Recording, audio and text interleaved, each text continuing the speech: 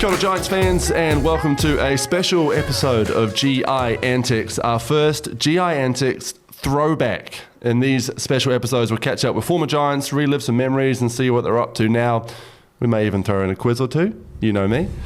We also may get some dirty goss on Phill from those who know him the best, and that would just be an added bonus. I'm delighted to say our first ever G.I.Antics Throwback guest is a tall black centurion, a Giants and Airs legend. It's Tony Rampton. G'day, Tony. How are you? Hey, good boys. All good. Thanks for inviting me on the show. Looking forward to having a chat. Getting up nice and early for us, Phill. Tony lives in China now, so was it 6 a.m. I think over in Shanghai? So yeah, great to have you here. Tony, you had one of the best individual seasons in Nelson Giants history back in 2000, which we'll talk about. I'm going to throw an early quiz question at you, Tony, because I love to do it. So you won MVP, most outstanding player in your position, of course, which was forward centre, and most outstanding New Zealand forward centre. That's only happened 3 times in Giants history where someone has won MVP and most outstanding in their position, both New Zealand and overall. Can you name the other 2 times it's happened? The years or the player? The players or player. I would say it's only happened, only one other player has done it in Giants history, and that person would be the person sitting next to you, the one and only Phill Jones. Can you confirm that, Phill? Yeah, I think that's right. It happened twice. What years did it happen? What years? Yeah. I think the last time it happened, I was like 38. Would that be right? Yeah, I was playing with it. Was so I have to work out my age and then take minus 12 years off it. So what is that? 24 would have been 2012. Yeah, I think it was 2000 and also in 1998 as and well. 98 was the year we won championship. Yeah. Good on you. All right, Tony, let's get into it, rip into it. So obviously you're living in China now. We'll start at the beginning, though, where it all began with the Giants. Talk us through it. You're from Taranaki. How did you end up down here in Nelson wearing the blue? Yeah, obviously I'd come back from the US. I'd finished my college career and needed a place to play. And it was a choice between Nelson and Auckland. And I visited both regions. Obviously Auckland was a powerhouse. Nelson was a powerhouse. And coming down to Nelson, I just felt it was the right fit. We had a good core group. They had Judd, they had Phill was coming back from overseas. Leonard was coming to the end of his career. Ralph Lattimore was there. It was just me as a young guy wanted to get into a group where it was a team that could develop me and allow me to grow and progress. I'm not a big city person, even though I live in Shanghai, one of the biggest cities in the world now. But at that time, I wanted a smaller city, a smaller place to develop, and Nelson was similar to New Plymouth, so I decided to choose there. And the rest is history. My first year there was great. It was amazing. I just think that the whole program and just the way it run and the culture just allowed me to develop and grow, and my game just blossomed, and I think that was a huge part of where I became as a player. I lived with Judd Flavel. Him and I lived together. I lived with him and his partner Melissa, and we just lived and breathed basketball. I think that was a huge part of the success that I had as an individual that year.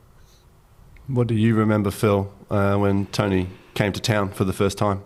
I think I just remember, the level of competitiveness that Tony brought to the group.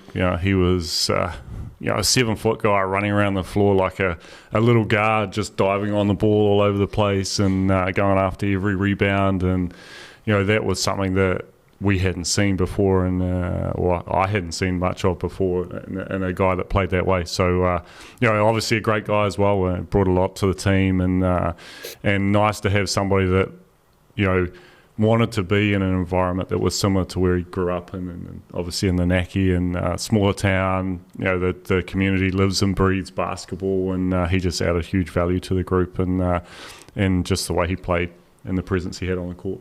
Tony, you say Auckland and Nelson were your 2 options. Why wasn't Taranaki an option then in the late 90s? At that time they had folded.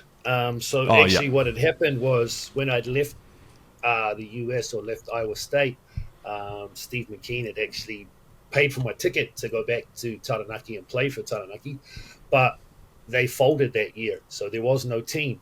I owe a huge amount of credit to the late Steve McKean. He was, a big reason why I went to the United States and followed my career. And every time I returned to New Plymouth or to Taranaki, he would always take me out for a coffee, even though at the time I didn't drink coffee.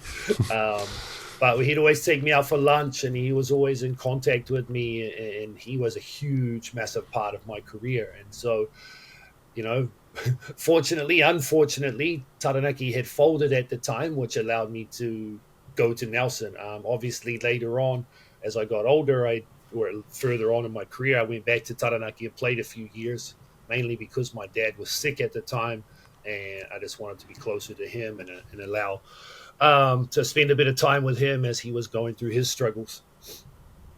Yeah, Steve McKean was, obviously I didn't know him as well as you, but I got to know him a little bit through my journalism and covering the NBL and the Tall Blacks, and he was so much fun to interview. He would be, I would put him top 5, maybe top 3 interviewees out there. He was just always just full, even towards the end of his time when, he was clearly ailing, he would still be sitting courtside at an Airs game, absolutely full of beans, trying to coach players from the front row, trying to coach the refs from the front row, and just absolutely loving life at TSB Stadium there. So what was he like, Phill, when you played against teams coached by Steve McKean?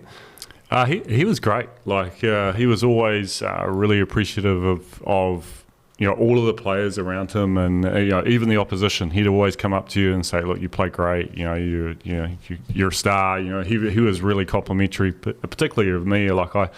I had a little bit to do with him throughout the years and got to know him quite well with all the trips up to Taranaki, and I love going there and playing. You always say that. One of my favourite gyms to play in. When we were commentating a little bit more, just more on the outside Nelson, every time Phill will be like, can you get me on a Taranaki trip?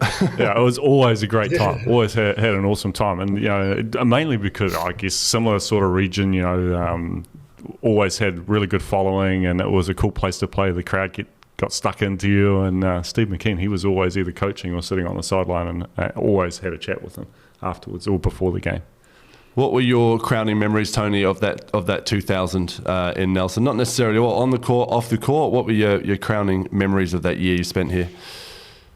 Yeah, I mean, it was just the camaraderie. We had a couple of good imports that came in. We had Damon Johnson and I forgot his name. I shouldn't. James Hamilton. There was a bit of issues at the end of the season with James, and obviously he wasn't able to play. We released him, and we lost to Auckland in the final. After the season, we'd been pretty dominant. I remember we lost pretty bad. I just think the camaraderie, the that Nelson crowd just get behind you, and we had a lot of success and kind of failed at the final hurdle. But I think as a team, I think we grew, and it was just a great way and a great introduction to basketball outside of the US again for me. Obviously being in the US for those 6 years prior to that is pretty intense and it's pretty full on. But our trainings, because our team was pretty deep, our trainings were very competitive. At the time we had 2 young high school boys, Mika Vakona and Mike Fitchett, obviously current Giants coach, 17-year-old boys that were at Nelson College that trained with us. So I think that also gave them that pathway. So I think for me, the biggest thing was, had Nenad and Ralph there, and Judd there, and even Phill, who had been around for a long time, which allowed me to understand what it was to play at that level. And then we were able to, pass that on to the next generation, like Mike and Mika. They've both been very successful also. So I think just that culture was my biggest thing about it. And another one that was huge impact was Claire Delson had, just the fitness and the level of fitness that I was able to obtain that year. I mean, there were games, I think, we played back-to-back and we played 48-minute games. I don't even think I came out of some of those games. I remember going to Palmerston North and playing 48, and then think we went to Wellington and played 48 again. But at the time, being so young, I was so fit, it didn't matter. It didn't bother me. So I think that was the biggest thing for me, was just that conditioning and that camaraderie that I was able to get to that level. Yeah, Claire Dallison, legendary strength and conditioning trainer, still involved with the Giants, running those brutal beach sessions over summer that Fitch always invites me to, and I'm always too scared to turn up to. Yeah. Kind of matters now. I feel a bit wrecked, to be honest, from all the training and running around. Yeah, hip replacement later. And that Giants season for you, Tony, you obviously won MVP. It springboarded your career, didn't it? Because off you went to the Australian NBL. After that, over with the Cairns Taipans, correct me if I'm wrong, and the career went from there, and 100 Tall Blacks caps later, and you go down in history. So I guess you could say you owe it all to the Nelson Giants, is what I'm saying. Well, yeah, obviously. I mean, it was, I planned on coming back to Nelson after that season. Obviously, it was that year we went to Sydney Olympics, and that was an amazing experience for everyone involved. First time New Zealand had gone, and then it was a little bit complicated. Signed with Chester to go and play with Pero, and then signed to go and play at the time. I can't remember. It was like a NBA Development League. And then decided that I'd go to Finland to play with Phill. I went there, and it was a huge high. The season I had at Nelson, and then went to Finland, and it was a huge low. It just didn't work for me. It was kind of a different game. I was asked to play out of different position. I just couldn't find my groove. It was a roller coaster, to be fair. And then, got fired, I think a month and a half into it. So then went from peak of the mountain to the bottom of the ocean, and then came back to New Zealand and tried to regroup. And luckily, good friends with Aaron Fern. He's also from Taranaki, and he was playing in Cairns at the time. And they reached out and said, both our imports are hurt. Do you want to come over?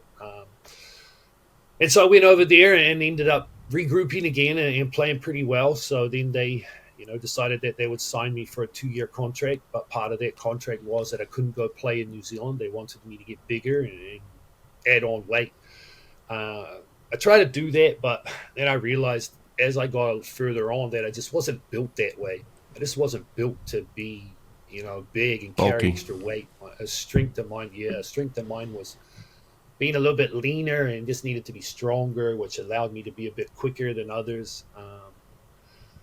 So that's how I got to Australia, and it was another eye opener, but it was a good way to pay that way for others. There was a couple of guys before us that went and played over there, Warwick Mayo, and that just allowed us to go and play, and then Breakers came along, and then Breakers won championships, which is a great thing for New Zealand basketball. And now there's 20 plus Kiwis in the Australian NBL. So you heart right back to those days where it all began. And you're an import, of course, when you first went over. The Breakers didn't exist, so Kiwis were imports. And you mentioned Finland, and Phill, you've told me the story before. You almost got fired out of Finland as well, right? You stuck around and won a championship with Kuvat, the team where you both played. But you almost got fired as well, right, in that first season? Yeah, I did. And similar story to Tony was, coming off the back of a championship, went over to Europe, signed contracts, and then came back to New Zealand, won the championship, had a pretty good off season, partying up and having a good time, and just not sort of really focusing on basketball. And when I went back, I played poorly, and so really good lesson, I think, for me from a professionalism side of things, of understanding what you need to be doing day in, day out to be able to compete at a high level. I remember Tony coming over to Finland and talking to him about it, and he came over, and he, to his credit, he did as much as he could to be able to compete and play well, but he was just, they had him running around at the 3-point line and nowhere near the basket, not doing his normal stuff, and we weren't playing well, and unfortunately Tony was a casualty of the fallout of that sort of situation. But then I remember hearing he was in Cairns getting 20 points and 20 rebounds a game. I was like, yes, he's back. It's great. Injuries played a fair bit of chunk in your career, Tony, as they do with a lot of guys your height, up around the 7 foot mark. But you still managed to play a lot of times for the Tall Blacks and a lot of times with you, Phill. What are your crowning memories of wearing the black jersey? So I didn't catch the last bit. I talked about injuries, but then I think your memories of but you still managed to get 100 times out there for the Tall Blacks. What are your great memories of playing for the Tall Blacks over the years?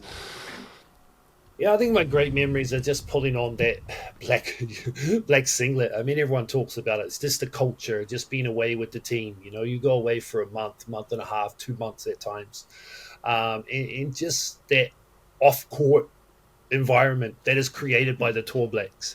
And I enjoyed it. I mean, we didn't always get along. There was, I could talk about quite a few battles that Pero and I had on court, and disagreements and arguments during trainings, and Phill had his with Kirk Penny, and I think that and was everyone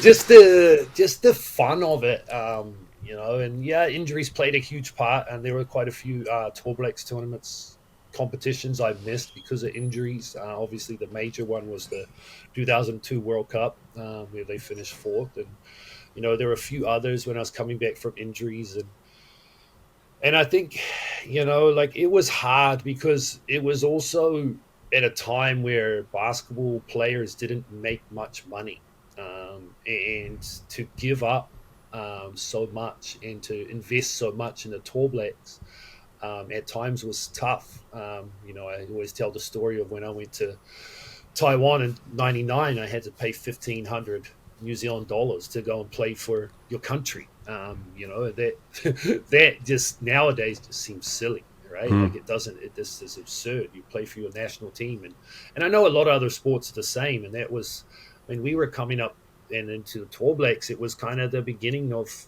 that era of being able to make a little bit of money out of basketball, and obviously now it's you can make a living out of it. You're not going to make enough to retire, but you make enough to that is your full-time job, and you can train and you can feed your family. So I think the Tall Blacks also allowed me to understand that professionalism. I think, as Phill said, that was the biggest thing, and it was a blessing in disguise being fired from Finland, because it allowed me to understand what I needed to do, and that professionalism of it, of being able to take care of your body, being able to understand what it meant to be a part of that team and be a professional basketball player. It wasn't just, as much as we all enjoy it as a hobby, it ended up being a job. And I'll be honest with you, at times I didn't enjoy it. That day in, that day out. I love to compete, but as my body at times broke down, it wasn't always, and I put my body, as all athletes do, through a lot that I probably shouldn't have. And as Phill alluded to before, I'm paying for it now. But I think for me, the positives outweigh the negatives. I'm happy to sit here and wake up every day and hobble out of bed until my ankle warms up, because of the 3 titanium screws that are in it. But I think for me, I wouldn't change anything. It shaped me to be the person I am. And I think that's a huge thing when everyone says, hey, should I play sport? Go ahead, play sport. It gives you so many life skills, allows you to develop so many soft skills that a lot of other things don't allow you to do. One thing you got to do that most people don't is play with your brother on the bigger stage as well. And Beynon played for both the Airs and the Giants and the Tall Blacks as well. That's a pretty special thing for both of you to make it that far. Yeah, a lot of people don't understand the relationship between my brother and I. It's pretty complicated. There are a lot of years where we didn't really see eye to eye, and we don't really get along. But we have a better relationship now. That would be one of the proud moments for me. To play with my brother. We've had this conversation a year or so ago, and heart-to-heart conversation, and we were both in tears, to be honest. He was super talented, unbelievable, way more talented than I was. And I tell this to anybody, and Phill will sit there and say the same thing. And it just, for me, it was a great proud moment to see him get to that point. You know, he only scratched the surface, and you see it with a lot of guys. And you know, I was honest with him. He realized this now as he's older. As we get older, and we're wiser, right? And we wish we could go back and repeat some of the things we do. But yeah, it was super proud moment to play with him. Super proud moment for him to reach that. Yeah, I just wish he had more time in the black jersey, in jerseys in general. You know, he had his issues with being hurt with his back, and you know, but I would have loved for him to stay healthy and see where and you know, get in a professional environment that allowed him to train day in and day out. Yeah, he was with the Giants, which did a great job, but to unleash the talent and the potential that he did have. So yeah. Your memories playing with both the ramps? Yeah, I remember Damon in particular from the warm-up lines of doing layups, and Damon just doing these ridiculous dunks, like coming down the lane, and things we sort of back then weren't really that accustomed to. Now you see it all the time, but Damon was just a super athlete, and you know, I can kind of sort of, with what Tony went through with Damon, I sort of went through something similar with my brother. You know, he was super talented. He was in the Giants for a little bit as well, and you know, they both have that similar sort of aspect in their life where they just didn't have quite the same dedication that both Tony and I had to the sport, and to understand what it can give you, and it was a shame for Damon because he had a real glimpse. He got on the Tall Blacks. He played for the Giants to a high level. He played for the Naki. That 2002 World Champs, right? Yeah. You know, and you know, he was in a team that was arguably one of the best ever Tall Blacks teams. And you know, unfortunately, injuries and just, you know, things going on in his life sort of took him away from sport. And he, like, I agree with Tony, he only scratched the surface of potentially what he could have done. And there's a lot of players like that, you know, a lot of players out there that go through a similar sort of thing. Tony, you have an everlasting link to Nelson, not just through the Giants, but through a much more important link, your lovely wife, Nikki, Nae Thompson, Nelson Sparks, I believe. Phill, am I right there? Played the Nelson Sparks and for New Zealand as well. Is that what brought you back towards the end of your career to the Giants? Yeah, obviously it was. I met Nikki in 2000, and then, you know, we obviously 24 years later, have two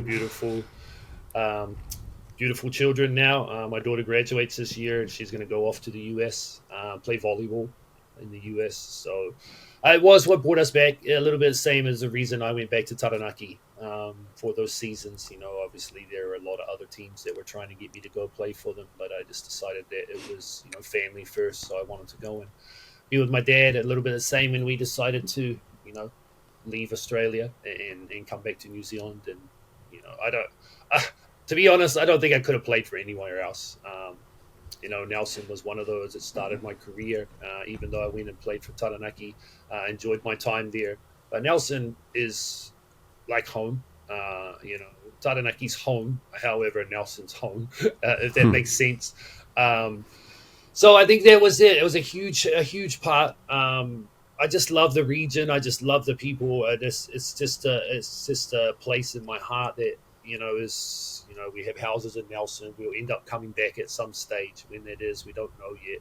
But that's just a part of who we are as a family.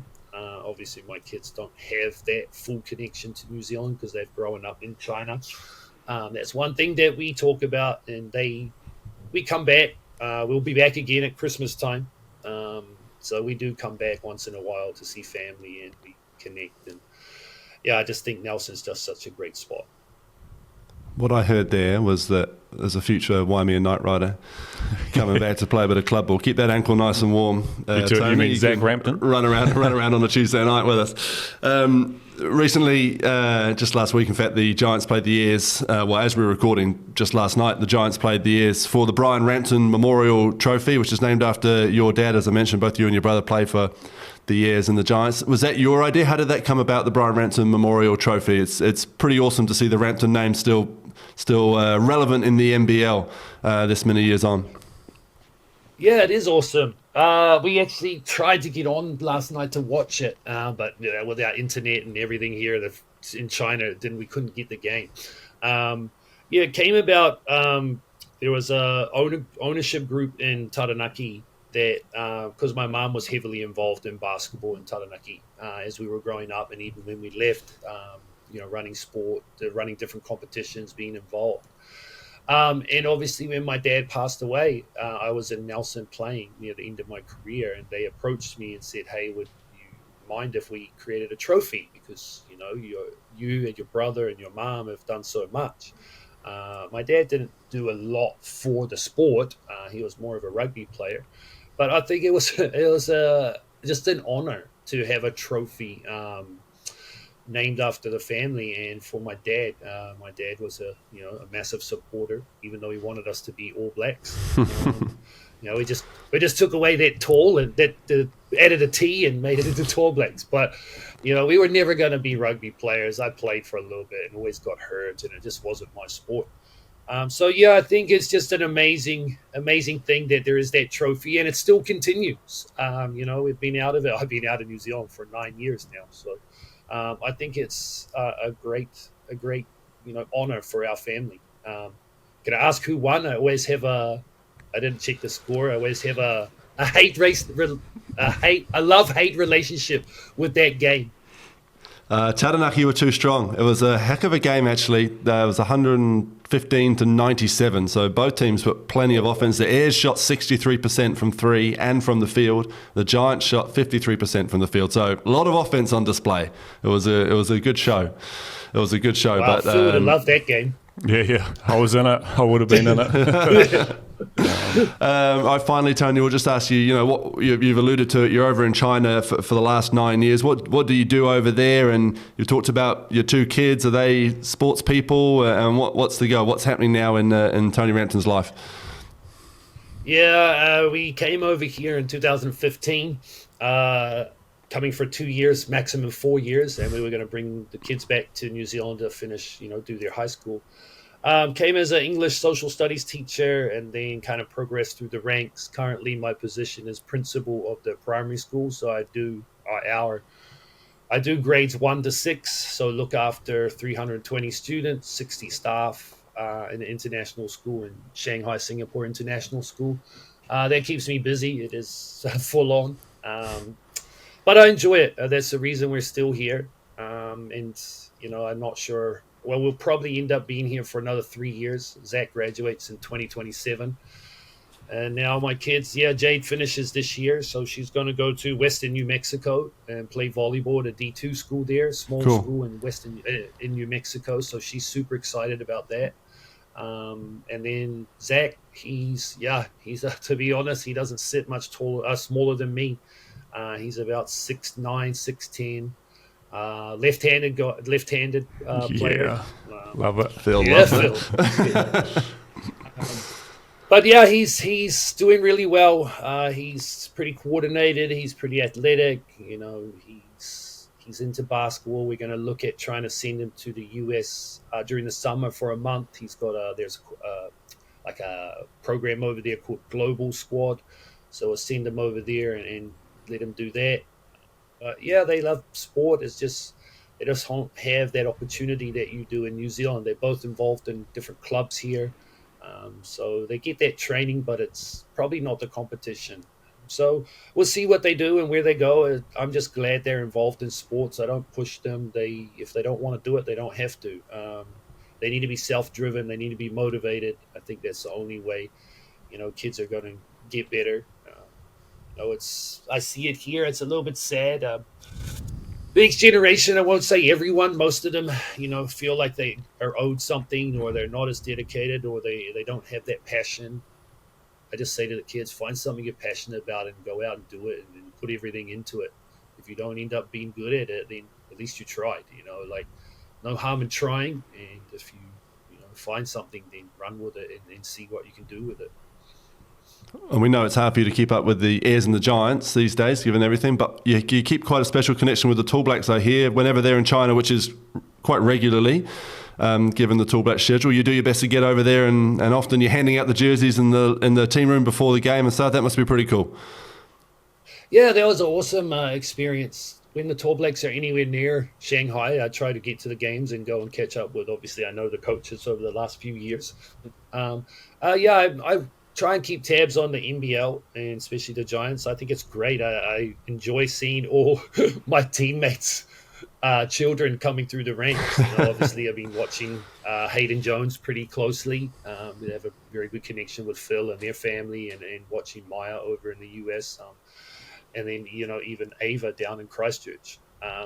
So I think it's just that close-knit family, even though we're so far away, with the internet and being able to watch games and having live streaming, we're able to see a lot of what goes on. Having that connection, I think, is great. So then when we do return to Nelson, we're not so removed from what's going on.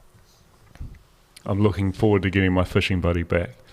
Yeah, well, there's a good yarn out there, isn't there, about you guys running out of fuel or mistiming the tide or something and having to walk back. Tony pulling the boat back.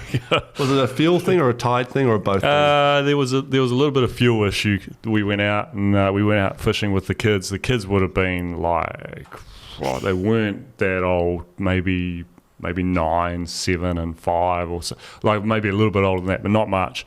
And we went out and we slayed a lot of snapper. We had a whole bunch of it, and we're coming back, and we decided we were going to come back. If anyone knows the area in Nelson, try to come back through the cut and put the boat back on the trailer in Manaka. And we went the wrong way and got stuck on a sandbar, and then had to go back, and all of a sudden we were a little bit low on fuel, and then the tide had gone out, and it was just a nightmare. It was a bit of a nightmare. Luckily Tony got out and he managed to walk the boat through the water up, and we drove the trailer down onto the beach and got it back in. We got home and spent hours filleting snapper after that. Oh, well, you got your reward. Yeah, kids had a ball. Loved it. Tony, we've got to call it there. That was awesome catching up with you. As you know, Tony, but our listeners might not know, you can read all about Tony Rampton in a wonderful book called Baldwin in Black, and Phill Jones, which I wrote a couple of years ago and caught up with Tony for 4 or 5 hours on Zoom over one of the lockdowns here, and they've all got their own chapter. So if you want to get hold of that, a signed one by Phill, then just get in touch with the Giants on Facebook or Instagram, and we'll get one to you.